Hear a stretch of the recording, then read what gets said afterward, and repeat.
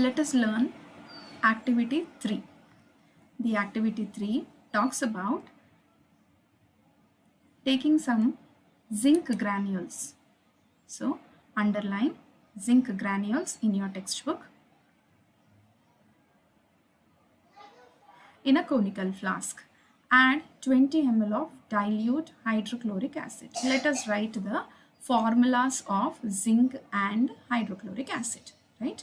So zinc Zn plus hydrochloric acid HCl.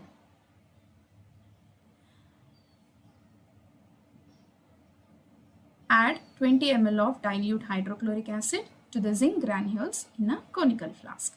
Observe the changes in the conical flask. This experiment we have done various times in our classrooms, right? Whenever you mix acid with a metal, what is this? This is a metal. Zinc is a metal, right? What is HCl? HCl is a acid, right? Whenever you mix metal with an acid, it will give the respective salt, okay, the respective salt and hydrogen gas, right? So what is formed here? Zinc and hydrochloric acid, single displacement reaction takes place. So hydrogen gas will be evolved, that means chlorine will combine with zinc. So what is the salt formed here? ZnCl2 plus hydrogen gas. Whenever gas is evolved, we represent with upward arrow. When a precipitate is formed, we represent with a downward arrow. So here what is the salt formed? Zinc chloride. What is the gas that is evolved? It is hydrogen gas. How do we confirm that it is a hydrogen gas? We bring a burning matchstick. Underline burning matchstick. Where do we bring? Near the mouth of the conical flask, right? When you bring the burning matchstick, the hydrogen gas will be put off with a pop sound, okay? The pop sound indicates that it is a hydrogen gas. Pop sound indicates that it is a hydrogen gas. How do you confirm this? By bringing burning matchstick. Underline burning matchstick. What happens to burning matchstick? It is put off with a pop sound. Here you write down the answer as pop sound. If we touch the bottom of the conical flask, here if you touch, it will feel it is hot. Is it hot? Yes, it is hot. Write down the answer as hot, right? So because it is hot, that means heat is released. It is a exothermic reaction. What type of reaction it is? Single displacement reaction, right? Now here one general formula that you have to remember is whenever metal reacts with acid, it gives salt and hydrogen gas. Very, very important activity from examination point of view, right? So we have learned what happens when zinc reacts with hydrochloric acid. In general, what happens when metal reacts with acid. Now let us see whether the equation is balanced or not. Now to balance an equation, what we have to check first? Metals we have to check. Here zinc is a metal. Check.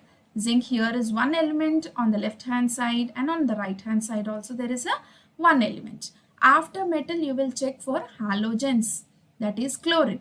Chlorine on left hand side is only 1 to the HCl. Whereas to the right hand side we see that there are 2 elements that are present. So what we will do? We will come here and add 2 before HCl, right? Now whenever you make any change in a chemical equation while balancing, the rule is start from the beginning. Again check for the metal, then go for non-metals, then for halogens, then at the last for hydrogen and oxygen. Now check. Zinc is still 1. Here also it is 1.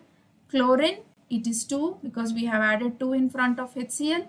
Here on the right hand side also it is 2. So chlorine is balanced. Let's see hydrogen. Hydrogen here is 2. In the same manner on the right hand side it is 2. Now this is a balanced equation. We have balanced the equation also.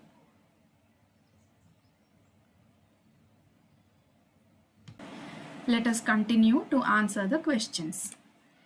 What are the changes that you can observe from the activity when metal reacts with acid? So please make a note down here in the textbook that when metal reacts with acid,